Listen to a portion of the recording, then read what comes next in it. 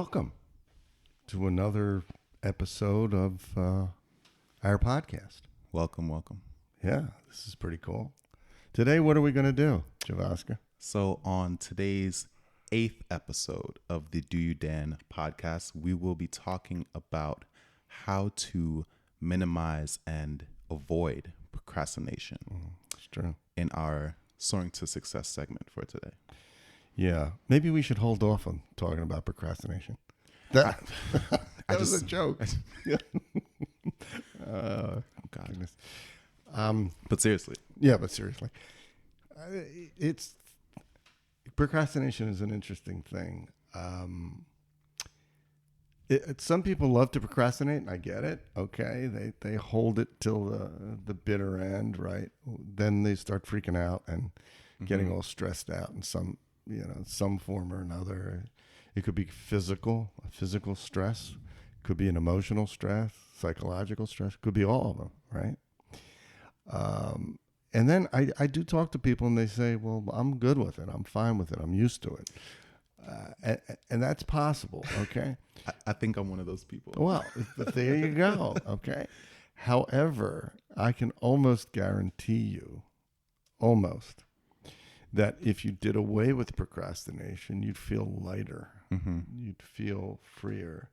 Your energy would be more positive. It wouldn't be frantic, things like that. And there are ways to avoid procrastination. I used to procrastinate. I think we've touched on this a little bit in past episodes, but I've really done away with that. And How how did I do that? How did you do that? By stopping it. Just another joke, a little humor there. It's interesting. One of the things that helped me stop it, one of them, and there were a few, was this thing. Okay? And something called paper and pencil. I get the P's on that. What are those? They used to be used ubiquitously throughout society, but they're not anymore. Archaic. They are archaic. Yes. And they used to be filled with lead, and sometimes the pans also was filled with ink. I don't know where that came from, but Anyway. what I would do, and what I still do, is make lists. Like if you would look at my computer, you will see that in front of my computer are lists of things I have to do. And one of the joys I get is crossing those things out. Oh, I see. So it becomes like almost like a game to me. Let me get rid of doing question 1. Let me get rid of doing question 4. Let me get rid of doing the sheets, the laundry. Let me get rid of making this meal, and almost everything is listed out that I have to do that I know is going to take some time. I see. And I also put it on my phone's calendar. I used to carry around one of those like time savers, whatever they were called, leather bound things with daily. Oh dear. Yeah, I remember that. And everything was laid out, what I had to do. And I found that if I didn't cross off something, and I know this sounds trite, it used to be urgent, important, and then the last thing was necessary. Okay, so the urgent things, they had to get done right away. The important things, they were next. And the necessary things, if they didn't get done that day, I would make a new list and they'd go to a higher category the next day. And now it's like, I don't want to have stress. I teach a lot of courses at college. And I don't let my teaching or my grading get piled up, because if I let one course go ungraded, everything backs up.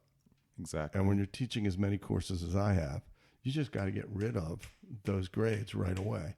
And when you're taking courses, as I am for another degree, you for me, I can't like procrastinate and wait because I don't know what's going to come at me in the other direction, whether it's another course or other assignments that I have, which I know of, or an event I have to go to, or whatever the case is. I have to understand that if I procrastinate and the stuff piles up, the stress is not worth it. Exactly. So I do those urgent things right away. They're done. I will go up to my computer and finish off the assignments I have for the courses that I'm taking now. And I'll probably, because I will have a chunk of time this afternoon, and tomorrow, do some of the assignments that I have to do that are due 2 weeks from now, because then I'll know it's cleared off. And because I teach summer courses, that frees me up because I'm going to have more grading to do in the summer. And the grading comes faster in the summer. Right. Because everything is condensed. Yeah. I have a question. Yeah. So as a chronic procrastinator myself, hello, that is me. It seems as though that you've already put in a lot of the work to structure it out so that you can get those rewards of crossing it out. But right. What is your advice to someone who doesn't necessarily have the motivation to even set up the list? Because I feel as though like you would already have to put in the work to set it up so that you can remember. Like, what are some things that you do to make sure that you put that structure in place? For me, for me personally, I hold myself accountable.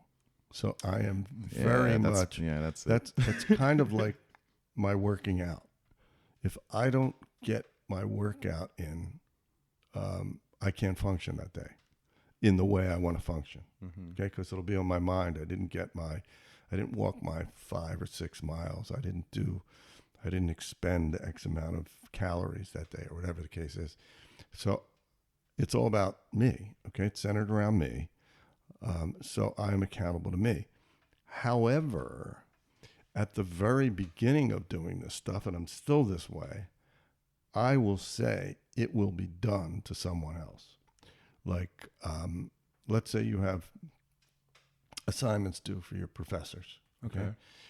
And maybe you have a mentor. Okay. And the mentor tracks you, or maybe you tell the professor, I will have it to you tomorrow. I will have it to you on Thursday. Once you set that goal and you write it down, your word is something that when you give it, you have to keep it. Yeah, that helps me, right? Sure. So therefore, you find a person to be reliable to be answerable to, and that begins to help you in a sense of, well, there's not always a person. Well, then you have to be that person or find someone to be that person. As I said earlier, you find a person to be accountable to. And that person has to not be a procrastinator. So that's the deal. You have to find someone that you know full well will hold your feet to the fire. Okay. Say, what are you doing? Okay, like from the other side. Okay. In my experience in school and doing assignments, I realized that I kind of do my best work when I procrastinate. I kind of get a very large focus when I have that time pressure. Whenever I'm trying to start something and there isn't that time pressure on it, I find that I'm not able to focus on it because there's no immediate need for me to do that thing. I get it. I get it. I am that way as well, but from a different perspective. Like how do you give that focus? Like the list does that. I see. Okay, the list says I'm under pressure now because it's on that piece of paper and it's on my phone. I'm under pressure to do it. If I procrastinate, I'm letting myself down. And I know it sounds almost pie in the sky stuff, but it's not, Mm-hmm. because the more I do that, the more I'm answerable to myself. I have a life that's not just academic, right? So all the academic stuff has to be done so I can go out, okay? So that I can just relax at home, you know? And all those things are very important to me. I just relaxing is almost scheduled for me. Wow. And the thing is, I know my psychological clock, my biological clock. I know that I write best. I think I've mentioned this in prior podcasts, and you should know your biological clock, or that's the wrong term, your psychological clock, okay, behavioral clock. Because you have certain times when you function best. Mm-hmm. I write best after like 2:00 in the afternoon and into the night. Okay. But I know sometimes I can't start at 2:00 in the afternoon.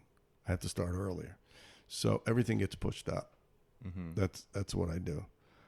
I know that I need 3 hours before I go out to a meeting, because I got to get my hour and a half workout in, relax, eat, do all that other stuff.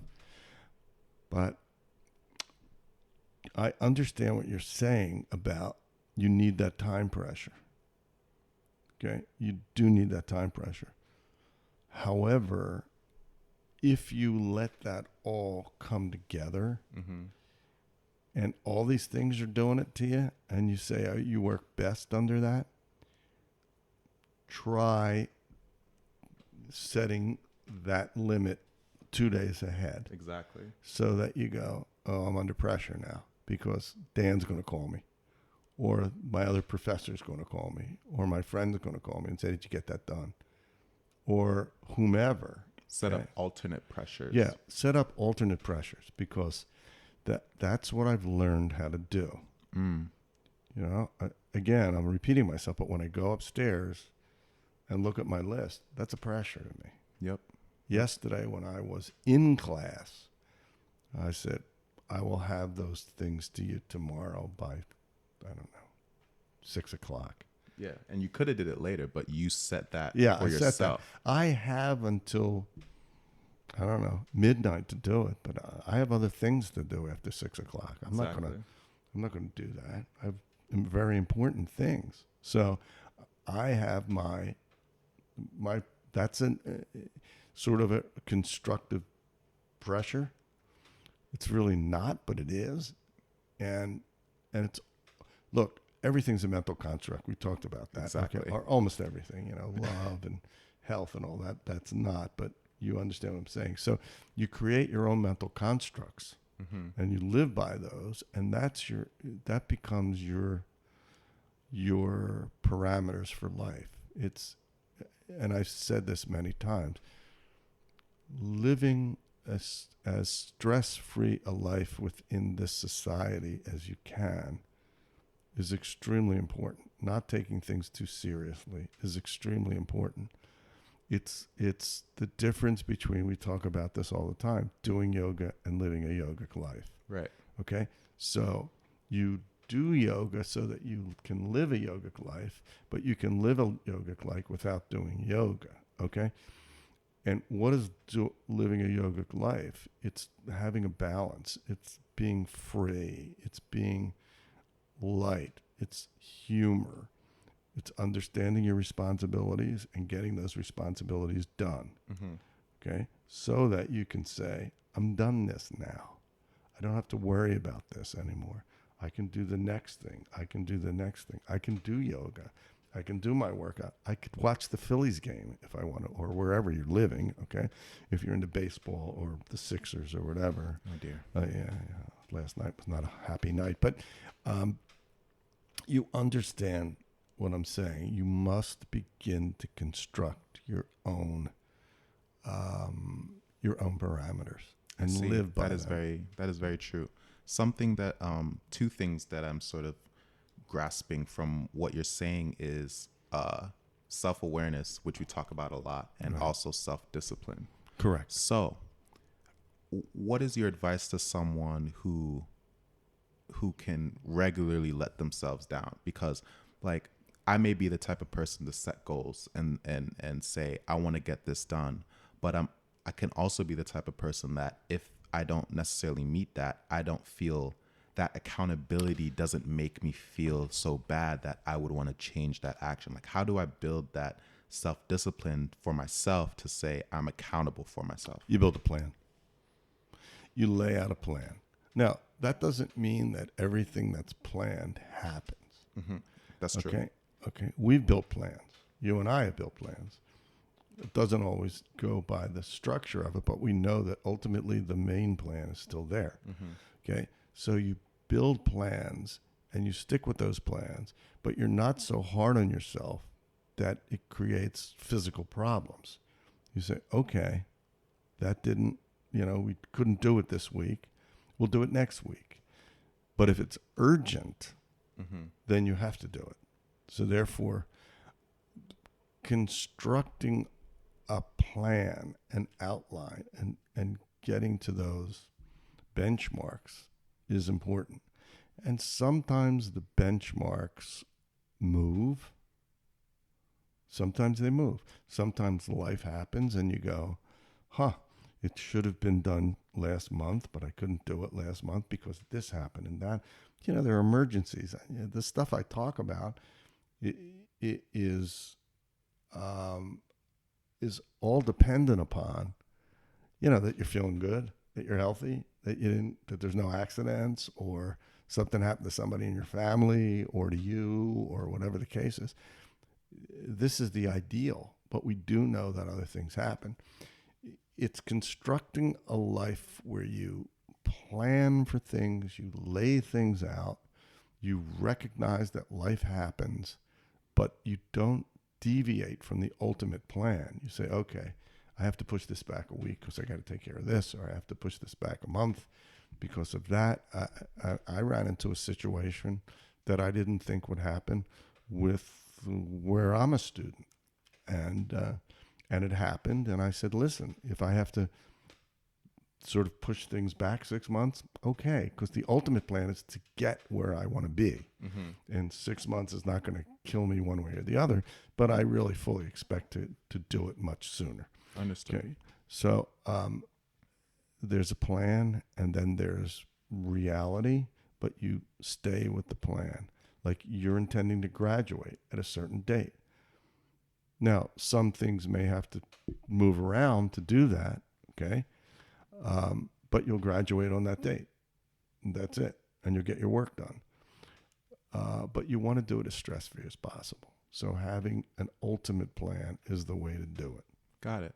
Okay. I'm very interested in that psychology of self-discipline. Like how, if you could break it down to like its basic sense, like how would you explain to someone, I set out this goal or I have this thing to do and I won't waver from that? Like what is going on inside of your brain that allows you to do that with such focus? Commitment and keeping your word to yourself. Okay. Elaborate. Okay, I will elaborate. And I've talked about this before. I am fanatical about working out. Okay. And I almost can't get my day started without doing that. So, that was a blue jay just flew by. So for me, it's a commitment to myself, to my health, to the betterment of my being, that I work out, I do all these things, that I walk, and it's a commitment to myself. So psychologically, I say, Dan, you're only here for a certain amount of time. You only have one body. It's your temple, okay?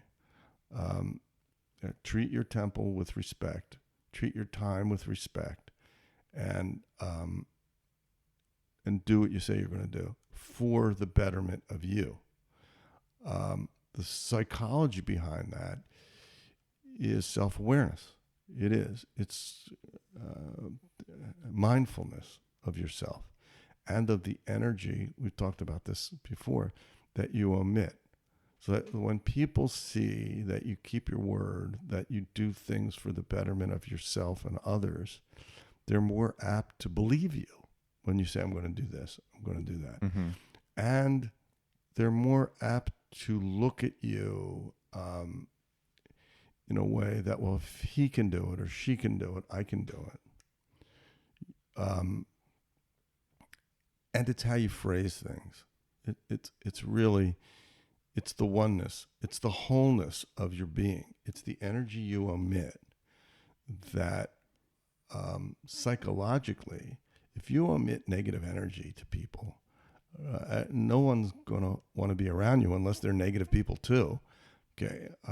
So what you want to do is bring in as many good people in your life. Yeah. And usually when you have good people with you, they help you. So I'm in a situation right now where I have a very special person in my life, and she has helped me in certain ways, and hopefully I'm helping her in certain ways.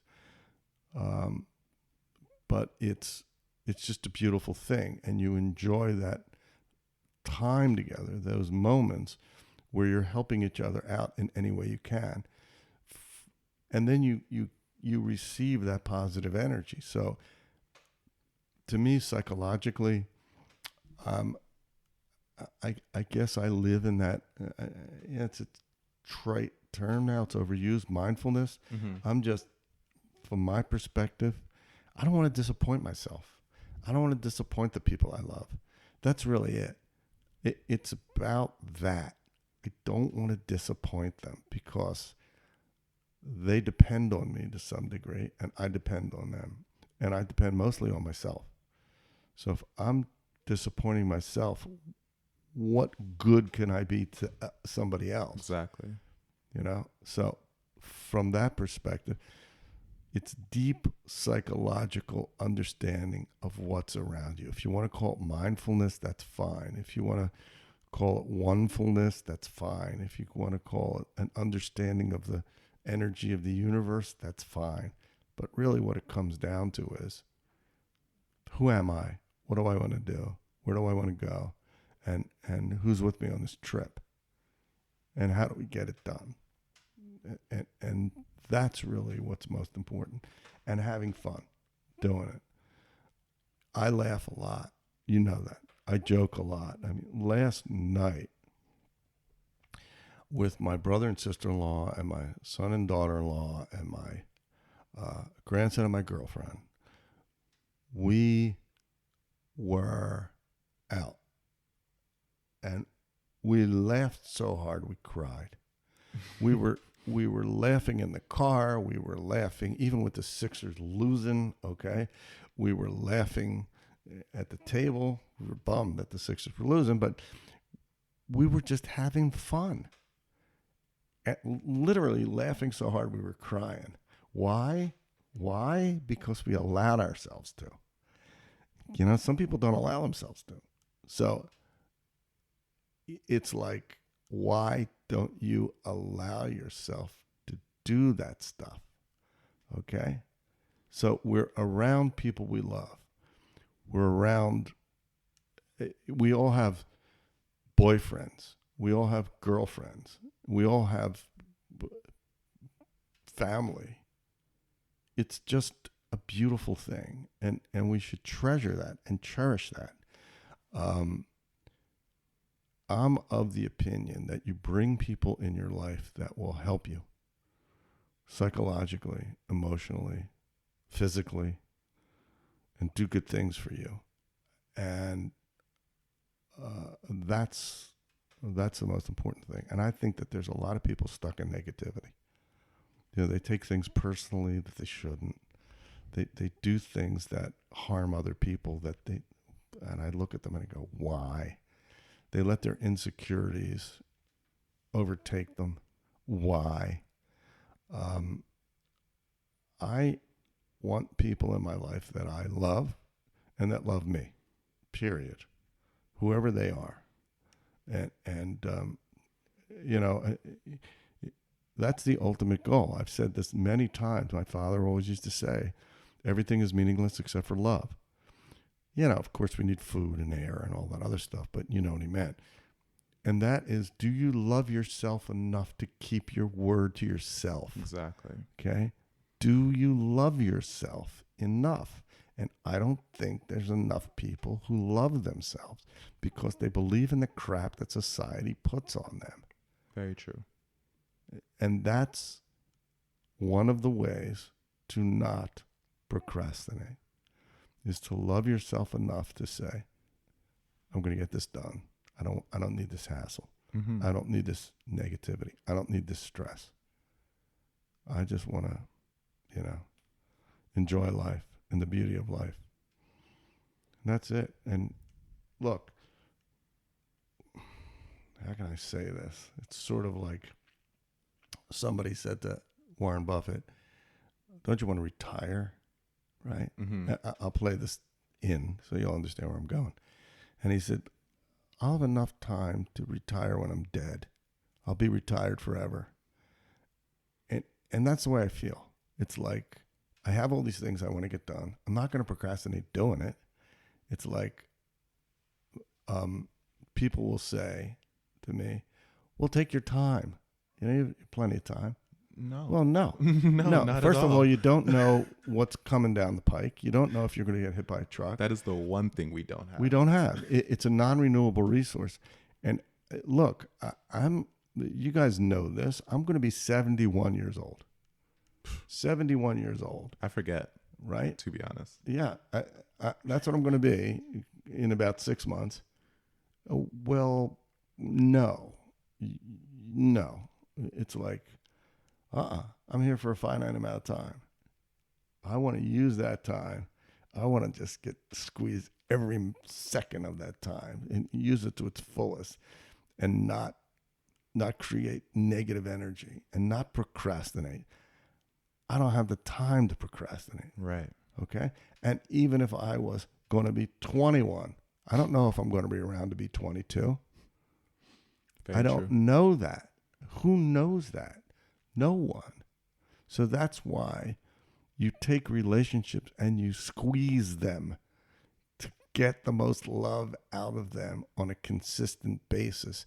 And I don't mean squeeze them until there's nothing left. I mean just squeeze them so that you get the juice out of life and the beauty from people on a consistent basis, because the juice comes back. Mm-hmm. You know? And love is a renewable resource. Unlike love time. is a totally renewable so you can keep resource. Squeezing. You can keep squeezing, and it's true.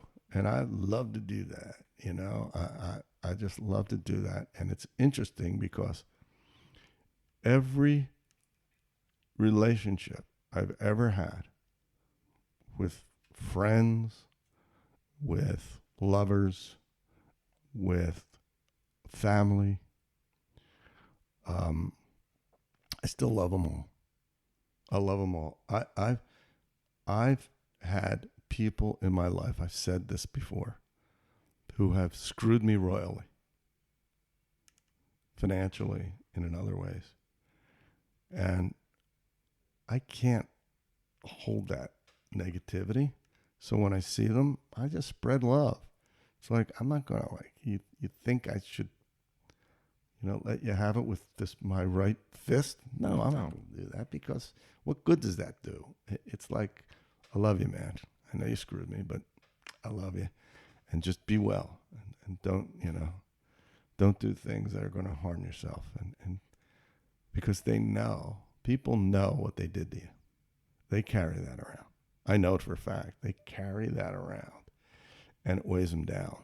I had an incident not that long ago where someone who did something very negative to me, the first thing out of their mouth was to apologize for that.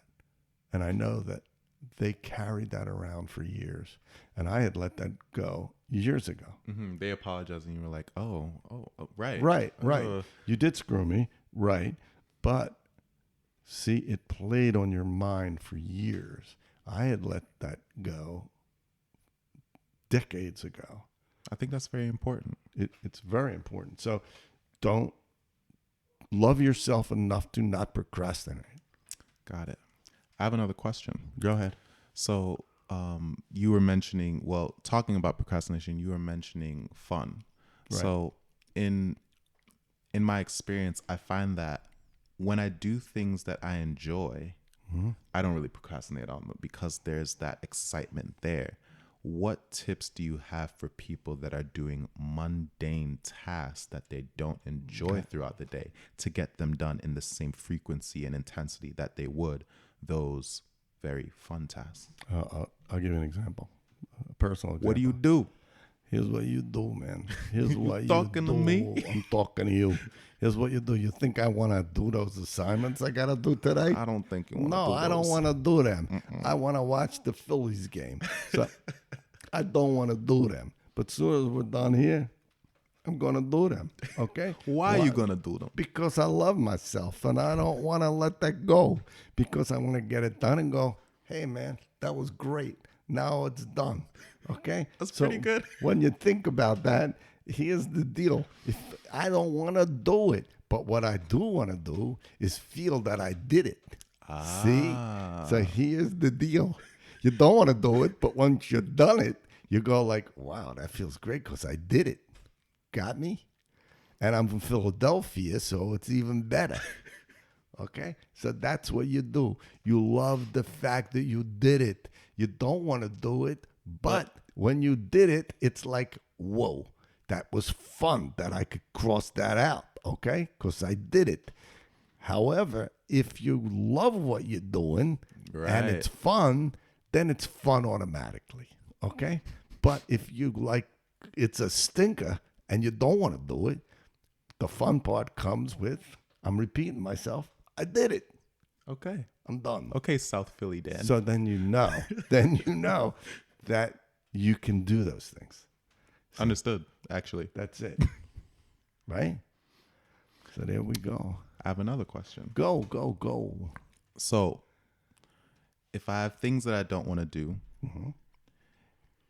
what if I'm someone who doesn't get that satisfaction from crossing those things out of my list? Do you have any other tactics or ideas for people who can get that those incremental successes without, like, if that action doesn't necessarily do it for them? What are some other things that might help people? You called Dan. You called Dan. Dan says, Javi, did you do that thing? You having fun? Here's what you do, okay? You don't get that satisfaction out of it, okay? But I can guarantee you something that results from that satisfaction, okay, will come. And you always know that. So, the fact that I don't like to do certain things that will affect my life, okay? However, in December, hopefully I'll get another degree. When I tell my friends, and like, I will complain about it, but in a small C way. And I say to people, I don't want to do it. And they always say to me, you just jump through the hoops. Get it done. Get it done. Just get it done. And with that plan, that ultimate goal, like, I know that come December, when I am done, I'll go, it was a pain in my behind, but I did it. I did it. And it was like stapling bologna to my face. Not fun, okay? I didn't want to do it. but I did it. You did it. Right? So that's for the person who doesn't like crossing things out. It's that goal in the future. I see. Okay? So if you have that goal in the future and you keep your eye on it, you go, okay, I really don't want to do this, but I'm going to do it. And then you say, well, why can't I hold off and do it right at the last minute? Because something could happen along the way that screws up your entire schedule, because life happens. Get it done now. It's out of the way. Get it done now. It's out of the way. Then you can go outside, do whatever you want to do. You can hang out. You can make dinner for the people you love. You can, including yourself. You can walk around. You can go shopping at Whole Foods or Giant or wherever, only in the organic It's very section. specific. Right. You can do your wash or just sit and read to someone and drink some wine, which I like to do, and have a nice meal. And not worry like, oh my God, I got to get that assignment done. I got to get that assignment. Oh, I got to grade these kids. I got to grade my students. I got to grade them. Mm-hmm. Well, when you have that block of time to do it, do it. That's like removed already. That's removed. And that's what I do. People have said to me, how do you do what you do?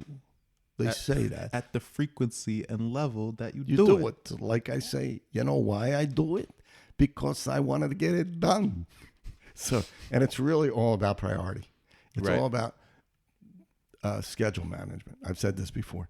Schedule management is the key to the mental construct of society's happiness. Mm-hmm. Okay?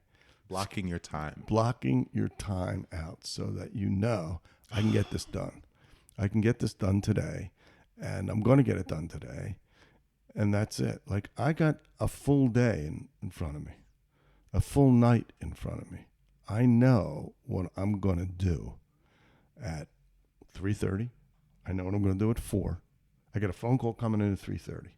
I got assignment to do at 4. That may take me till 5, okay, or more. Then I will be in touch with someone special and say, what would you like for dinner? Maybe I can make dinner, okay? Or I'll just relax, and the Phillies game will be over by then, but I'll be tracking it, okay? Mm-hmm. And but I'll know that, bingo, that's done. And what I'll do is, if I have the time, which I can still do tomorrow because we're in break now, I got to set up for my summer courses, and I got to do some other work for the courses I'm taking. But I have all these days to do it, so that by the end of this week, all my summer courses, all the assignments, although it's almost done anyway.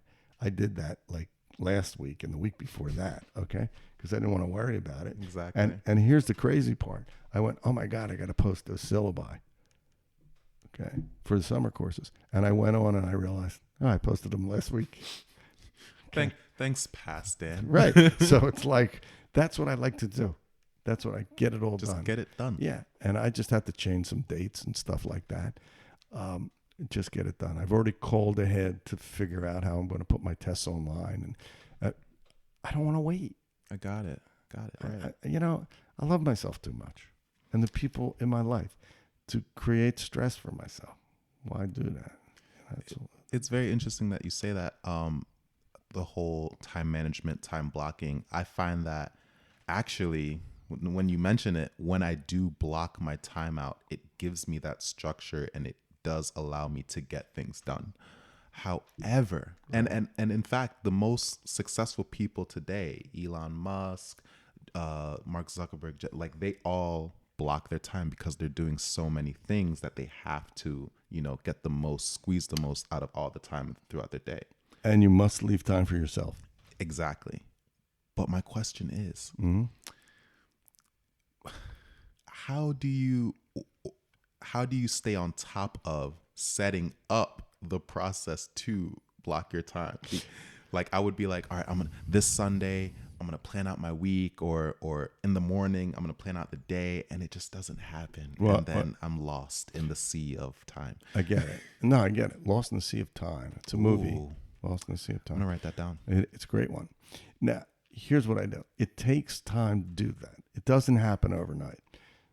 And the old adage is it takes 21 days for a new habit. task to become a habit. Right. Okay. You start doing it. You just start doing it over and over and over again. And now it's second nature. That's the way. It doesn't happen overnight. So you got to say. It's a muscle. It is a muscle. It's a muscle. It's a muscle. You got to work out. You know what I mean? You got to You do the lift them. reps. You got to do the reps. You got to do the work reps out. to get the work. All right. But it's true. And that's what it took me to do to get to where I am. Everything is scheduled out. Okay. So I'll give you an example. I have a lot of work to do. I got all my courses and everything. And I'm going to use a very relevant example because I talked about yoga and yogic life. I used to go to a yoga studio near here, and I really enjoyed it. But then again, I had my hour and a half workout, and then I had all my other stuff to do.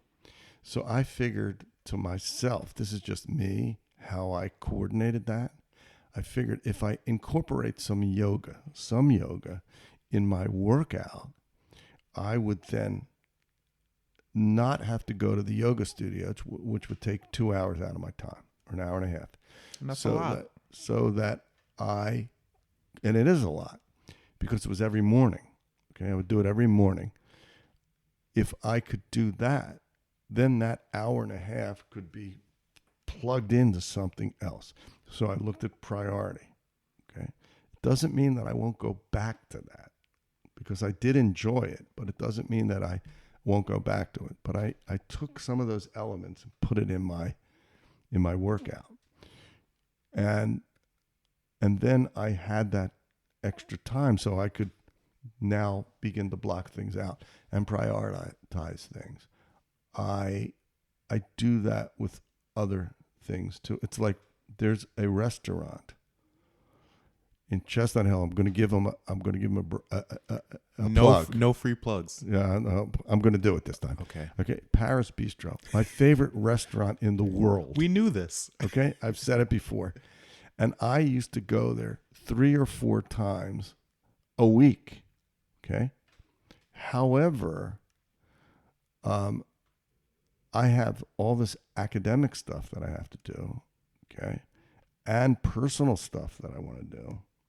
I literally sent them a message that said, I won't be there that often because my academic overload is preventing me from doing that and some other things. Okay. Then I went there. I still found time to go there and talk to the owner, right, so that they knew, I have a plate on a chair there with my name on it, so that they didn't think I was abandoning them, because it's my favorite restaurant in the world. And he said, man, I get it. And actually the owner was a student of mine at one time. You remember that, right? Yeah. So for me, that was important, so that they know. Do I intend to rekindle that? Yeah, very soon. I intend to go back there, okay? Bring people with me, okay, on a regular basis in the evenings when I'm not teaching, okay? So that I did that so that I could do these other things without that thought in my head that I got to get over to Paris, okay? That's part of my blocking time out. Mm-hmm. It's part of my not going to the studio so I could do this other thing, which means that by the time I'm done working out and eating and everything, well, now it's later in the day, and now my whatever, my psychological clock is honed in to getting all this other stuff done. Okay. And that's how I do it. But it takes time. Yeah. So once you realize your priorities and all this other stuff, you can begin to do these things and begin to block them out. It's going to take you time, but I'm going to tell you that every week when I see you, now you know what I'm going to ask you. Okay? You know what I'm going to ask you. So don't forget that. Understood. Correct. All right? So do you block your time like in the morning? I block my time all day. Oh. All day my time is blocked. I know that sometimes, because like in and out type of thing. Well, here's the deal. I teach until 9, 8, okay? So my day starts later. I can go to sleep at 12 or 1, and I'll be writing or being with someone that means the world to me, okay? And then I can do those things and know full well that I can sleep till 10. I can sleep till 9. Now, if I'm sleeping till 9, I won't be eating till 10:30. Okay. Then you shower, you do all the stuff, the personal stuff, all right? Then it's 12, Okay. And then I'm like honed in on what I got to write, what I got to do, because I got to leave to teach at 4. Okay. So I have 4 hours blocked in where I can do stuff. Now, if I got to do more stuff, I'll get up earlier. I mean, I'm not averse to getting up at 6. I've done it many times.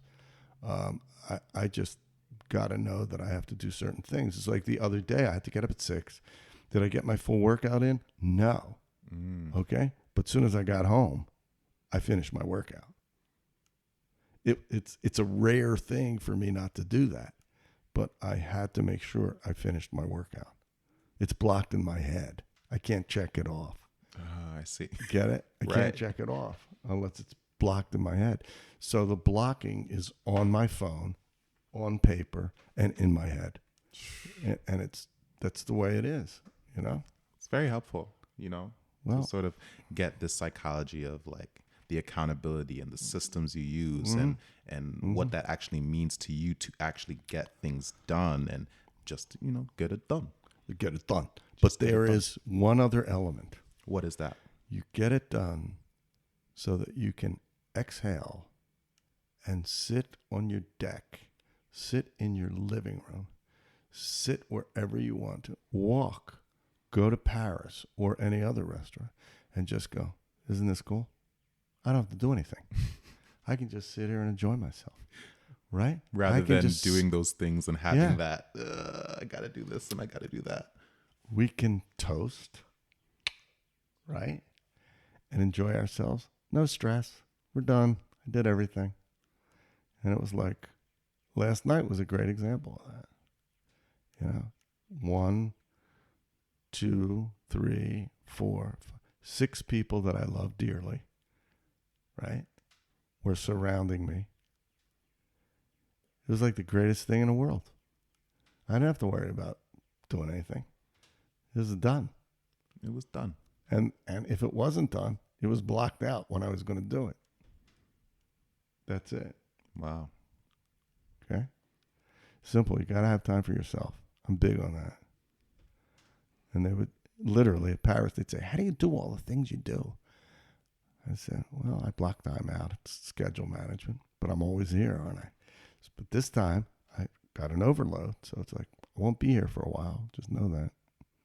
We'll be refreshing that soon. So I hope I help people that procrastinate. I hope I helped you.